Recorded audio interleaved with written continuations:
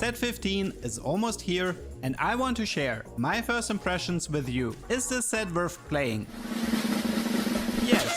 Set 15 is amazing and has a high chance to be remembered as one of the best modern TFT sets. All of the footage you're going to see in this video is from a playtest, and if you want to try the new set yourself, you can either hop on the PBE server next week or wait until the official release at the end of July. The theme for Set 15 is called KO Colosseum. In short, it's an anime-style tournament arc that includes a wild mix of different skin lines. Not only will you encounter Soul Fighters and Battle Academia, but also Star Guardians and a giant mech. Visually, Set 15 is rather distinct because all the champions received thicker lines and a bit of a cell shading effect to give it more of an anime look. You can definitely tell Riot put a lot of effort into the theme. It's a lot of small things, like showcasing the top 4 placement in a really flashy way. Alors bon, je trouve ça très joli bien sûr, mais en fait quand t'es top 5, top 4, top 3, généralement tu quittes la game. Donc les seuls qui vont le voir c'est le top 1 et le top 2. Makes this set stand out from the rest. There is honestly so much to cover that I don't even have enough on some cool new member to do it themselves. Anyway, let's kick things off with the set mechanic. Ah, dès qu'il y a 4 joueurs. Ah d'accord, pardon. Ok. Compris. Genre, voici le top 4. Will totally help them in their ranked games. Ah well, people will surely remember to do it themselves. Anyway, let's kick things off with the set mechanic. The set 15 mechanic is called the Power Snacks. This is a devil fruit that appears in stage 1-3 and stage 3-6. Using it on a champion opens up an armory that gives you 3 different... Donc là vous comprenez, en gros il y a un petit snacks que tu peux donner à un champion et chaque champion a des power-ups différents. Par exemple là il l'a mis sur Kayle et on voit en bas à gauche, si tu cliques sur ça, au 4-5, si Kayle est 3 stars, elle devient 4 stars pendant le combat. Ça peut être aussi l'attaque et son trigger 2 fois, et ça peut être, elle a une version finale level 7 et level 10. Sachant que s'il réutilise le snacks à nouveau sur Kayle, il n'y aura pas les 3 choix, il y aura 3 autres choix. Et donc bah, tu dois non seulement connaître tous les power-ups de chaque champion, et en plus s'adapter en fonction du jeu. Et sachant que je crois qu'il explique après, mais tu as des mécaniques pour enlever le power-up et le mettre sur un autre champion, ou tu peux reproc le power-up sur le même champion si t'as pas ce que tu veux. Different options to upgrade the unit. For example, in this game, I use it on Kayle. Thanks to the Power Snacks, I can either make her into a 4-star in late game, give her a Blade Master effect for bonus attacks, or specifically buff her ability when reaching level 7 and level 10. In a different game, where I used the snacks on Kayle, I had the choice between a Briar Feed effect from set 12, adding a flat MR reduction, or a Sunfire effect. Now if you compare donc ça va être intéressant de scout dès le 2-1 pour voir quel power-up les gens prennent. Tu pourras très vite savoir s'il y a un joueur qui veut reroll ou s'il y a des joueurs qui veulent avancer. And the first game obviously had much better options if I want to play Kayle as my carry. Thankfully, there are ways to ensure everything stays fair. For starters, you will be getting multiple power removers throughout the game. You can use them to remove the power from the unit. Donc là, il l'a sur Echo. Là, il l'a mis sur Echo et vous avez vu, il a enlevé le power de Echo et il le remet sur Echo. Je sais pas si c'est lié au stage aussi. Ça paraît, c'est des infos qu'on peut pas avoir, ou peut-être que certains qui ont fait le playtest sauront. Mais est-ce que par exemple Kayle a les mêmes power-up en 2-1 qu'en 3-2, qu'en 4-3, qu'en... Ou est-ce qu'il y a des trucs qui sont bloqués par stage? Je pense pas. There's also a minor bad luck protection in place that ensures you won't see the 3 choices from the previous power snacks. Going back to the Kayle example, I took Soul Chipper for stage 2, but removed it later and tried my luck with 3 new choices. This time I got the final ascent, so I was able to adjust my game plan accordingly. Besides power removers, you can also just sell the unit to recover the power snacks and use it on a different unit. This system is incredibly flexible. I mean, of course, there will be some games where you use the power snacks on a tier 1 unit and then never change that power. De toute façon, comme d'hab, c'est souvent le... Alors là, on fait genre, oh, trop cool, ça va être des choix différents, on va s'adapter, etc. La réalité, c'est que on va vous juste... Enfin, les pros vont juste dire, ok, bah ça c'est le plus fort, c'est ce que vous devez tout le temps prendre. Si vous l'avez pas, vous avez le rôle. C'est souvent ce qui va se passer quand il y a des choix dans TFT. Mais... Bon, il y a tellement de choix différents et de tellement de champions différents que voilà, tu peux peut-être adapter. Genre par exemple, si t'as Malphite 2 et que t'as ça, bah on sait que c'est le truc le plus broken, bah on va tout le temps cliquer dessus. Pourquoi on le saura? Parce que généralement, il y a forcément dans les games qu'on va jouer, il y a des gens qui vont nous fumer avec un truc particulier. On va se dire, ah, mais c'est tout le temps ça en fait. Power, but there will be other games where you will constantly feed power snacks different units to find the perfect power to help with your Malphite gagne de la vie et stun tout le monde après X current secondes. board state. What I like about the snacks is that besides granting stats or enhancing the ability, some of the powers focus more on utility. For example, you can add Sunder, Shred, or Anti-Heal, and then replace that power once you have the right items. Overall, I have to say I was very impressed with the set mechanics so far, just because of the sheer amount of available options, and I'm definitely looking forward what kind of crazy strategies we can uncover in the future. Next, I want to briefly cover some of the system changes for set 15. Every unit will be part of an archetype that receives special bonuses. From now on, only tanks will be able to receive mana from damage taken. Item, elle arrive pas, tu vois. Fighters gain 10 mana from auto attacks and start Ça c'est important. 10% omnivore. Ça c'est le changement le plus important du set. Je vais quand même le repréciser. En gros, maintenant les champions sont calés en 6 catégories différentes. Donc c'est vraiment des catégories qui sont propres à eux et qui va définir, notamment sur la mana, comment est-ce que ça va être géré. Puisque maintenant il n'y a plus le même système de mana, genre un champion qui se fait attaquer ne gagne plus de mana. Ça, ils ont tout viré. Les tanks, eux, vont continuer à avoir ça, mais les autres, non. Par exemple, les attack fighters, là, qu'on voit, eux, ils gagnent 10 de mana par attaque et 10 d'omnivamp. Casters, on the other hand, Les casters, eux, gagnent 7 de mana par attaque, mais ils génèrent 2 de mana par seconde. receive 7 mana from each attack, but also start with 2 mana regen. These archetypes also have other implications. Items like Giant Slayer or units like Darius will specifically deal more damage to enemy units that have the tank archetype. Something that's rather shocking is Riot removed all starting mana from items in the game. From now on, items based on the tier of the goddess will grant mana regen. The blue buff. Voilà, donc par exemple, les items basés sur la tire, comme Shojin, Blue Buff ou Archange, donnent de la régène mana et non pas de la mana. Là, on voit, c'est pour ça que Yumi, même si elle attaque pas, elle gagne très très vite de mana. Will also no longer reduce max mana, but similar to how Ginzo and Shiv received an artifact version, there will be one new artifact in set 15 called Dawncore. Là, il va y avoir un nouvel artefact qui est du coup l'ancien Blue Buff, qui est balancé en artefact. Qui lui, par contre, pourra réduire la mana, etc. Reduces the max mana by 10 and by an additional 15% for each cast during combat. One of the consequences of this system change is that Et on voit d'ailleurs la stat de mana, on la voit en haut à droite, là, chez Echo. Vous voyez à côté de la barre de mana où il y a écrit 4 sur 99, on voit le plus 9 par seconde. Donc la mana par seconde est plus important que la mana presque. cast during combat. Si la One Shojin of sera the bien encore. consequences of this system change is that the overall max mana of units is much lower than before. In previous sets, if a backliner received a huge burst of damage, they would gain a bunch of mana to retaliate. This doesn't work anymore. Là on voit Units from Kalista now se fait on attaquer, either have elle to gagne pas de rely on mana. their auto attacks or their mana regen to cast their spells. In set 14, the Trainer Golem was incredibly annoying because with the right emblem, all you had to do was to find one spatula, reach c'est level énorme 9 aussi, hein. and Ça, effectively ils en ont pas parlé, get a free mais- win. But this playstyle is gone. Je précise en français, après il expliquera en anglais. Maintenant, il n'y a plus de prismatique dans le jeu.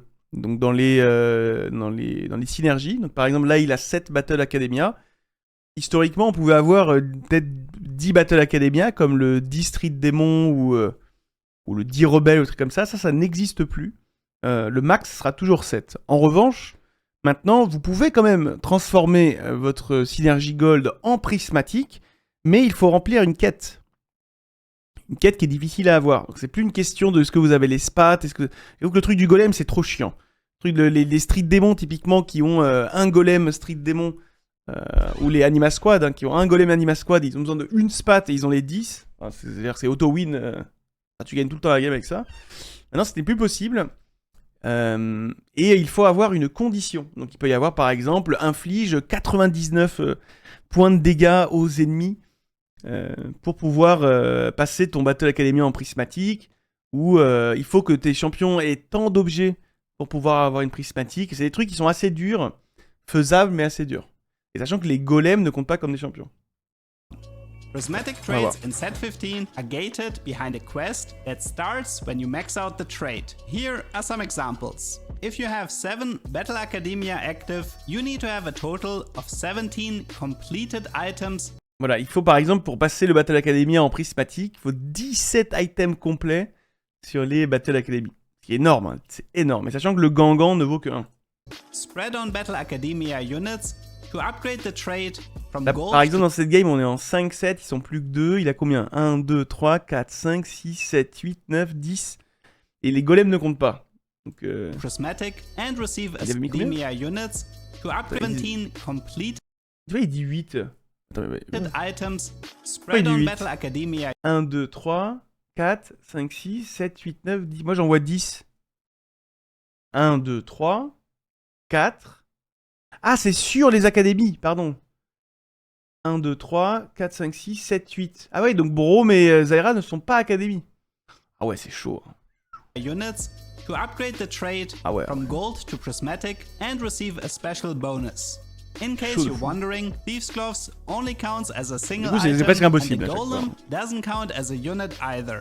For Star Guardian, you need to field all of their units and the emblem to start a quest that requires Par exemple, les Star Guardian, ils vous demandent de dépenser 20 000 de mana. Sachant que l'augmente, vous savez, pour avoir en dynamo pour avoir Memory Bank sur ce set, c'est 7000.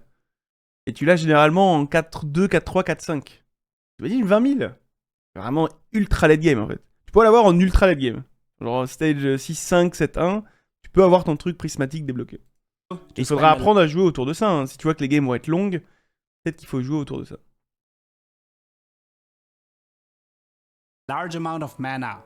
The crew has Globalement, c'est the impossible. hardest condition, but also the most satisfying effect. If you 3-star every crew unit, including Twisted Fate, who is a legendary, then you ought to win the game on the spot and destroy every remaining player. If you're running 8 Soul Fighters and want the Prismatic, you have to deal 99 damage to enemy players. Bah, si tu as 8 Soul Fighters et que tu infliges 99 de dégâts aux joueurs, tu passes en prismatique. In this case, having multiple emblems is quite useful because you can start the quest earlier and are more likely to succeed. Keep in mind, you don't get an immediate bump in power, and considering how difficult some of these conditions are, I think it will be quite challenging to reach prismatic traits in set 15. Overall, I would say I like the new system because the game doesn't evolve into finding 2 emblems and rushing level 9. It's also a lot easier to balance because if the condition of a quest is too easy or difficult, then Riot can just adjust it to make sure it's fair. I suppose there's one more system change I could talk about, which is the removal of every support item, but honestly, this one didn't really surprise me because support items have been in a really awkward spot for a while now. Rest in peace, Zephyr, you will be remembered. With the major system changes covered, let's take some time. J'avoue que j'aurais rêvé qu'ils enlèvent les artefacts à la place des supports, mais bon. Talk about what units and traits you can expect to play in the upcoming months. Tier 1 reroll immediately had 2 standout comps in the playtest. The first one is the crew with Malphite, Sivir, Shen, Ziggs and Twisted Fate. Ça c'est la compo reroll hein, du set du coup. Sivir s'appelle The Crew. This is your dedicated reroll trait because it becomes stronger for every crew member you upgrade to 3-star. Usually, Sivir will be your main carry and Malphite your main tank, but there is a very fun Malphite hero augment that makes him ult into nearby enemies for a ton of damage. What's remarkable about the crew is when you hit your first 3-star crew member, you will gain 1 XP per reroll and also never have lower odds for crew members specifically. To explain this in a bit more detail, let's assume you find a Sivir 3-star. Every time you reroll, you gain XP, but now you push towards level 5 and level 6 without having a Malphite 3-star. What the trait does is to ensure that the odds for Malphite specifically stay high in this example, and he can override potentially higher tier units in the shop. Once you upgrade everyone, you receive an effect that is similar to B-bots in set 14 to ensure your units stay relevant in the late game. The other tier 1 reroll comp you will encounter a lot is based on Kayle together with Zac. Kayle ascends as part of her kit, making her stronger at level 6 and level 9, and even has a specific power up to give her additional power at level 7 and level 10. If the comp is too contested, you can also use Kale to rush for levels right away and potentially pivot into something else in the late game. As with every set, you can also expect a loot or a gacha type trait, and set 15 is no different. This time it's called the Crystal Gambit, and it kind of works like Heartsteel from set 10. You get points for killing units, more points if you lose, and after 4 rounds you can double down to gather more points, or potentially lose half of it, and after 4 rounds you can double down to gather more. Increase gem power gains for the next 4 player. If you win, lose a large amount of your gem power and immediately cash out. Ouais, c'est pas pareil hein, que Heartsteel. Points, or potentially lose half of your points and cash out immediately. En fait, c'est bien de... En fait, il faut pas win, quoi, du tout. C'est-à-dire que tu annonces au jeu, quand tu as 3 Crystal Gambit, de « je vais perdre 4 rounds ». Et le jeu dit « ok, bah, perds tes 4 rounds. Si c'est le cas, je te donne plein de récompenses. » Et si tu annonces que tu perds 4 rounds et que tu en gagnes 1, là, tu perds la moitié de ce que tu as déjà. If you win your fight. However, it is not an exact copy because Heartsteel... Parce que là, le griffe va être monstrueux. Là, le griffe adverse va être monstrueux. Un gars qui a 3 Crystal Gambit, tu peux vendre ton board, tu sais qu'il a la game qui est foutue. Was a lot more dependent on reaching 5 or 7. If you want, you can play Crystal Gambit with only 3 units as a pure... Là, il faudra être prêt à se faire griffe. Alors là... lose streak trait. This is because 5 Crystal Gambit doesn't grant you any bonus points. Instead, this is because 5 kill and loss during player combat earn gem power. Every 4 player combat, choose to convert gem power into rewards or double down. While double down is active, losses grant 100% more gem, but wins lose 50% gem power. Donc tu gagnes 2 par kill, 22 par lose, mais quand tu as 5 Crystal Gambit, tous les 6 kills, tu gagnes un bonus loot and a reroll a new kill number. Reroll a new kill number? 7 machin, ok.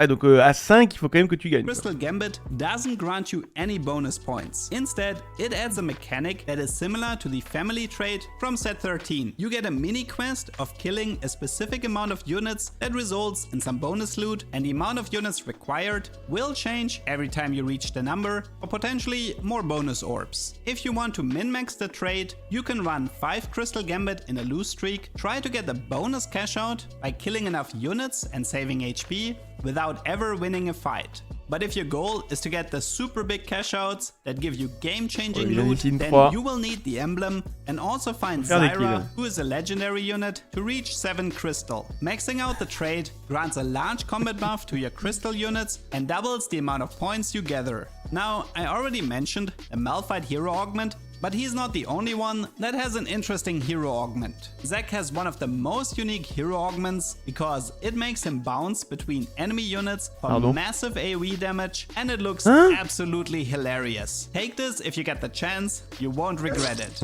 Finally, I want to highlight 3 different legendary units that I enjoyed playing so far. First up is Twisted Fate. You will mainly see him as part of the crew, but his unique trait also makes him into a very valuable filler unit. At the start of every round, you will receive a random bonus effect. This can range from your team receiving a shield at the start of combat, to getting some gold or rerolls, or you might get a 3-star crew member like Sivir for free.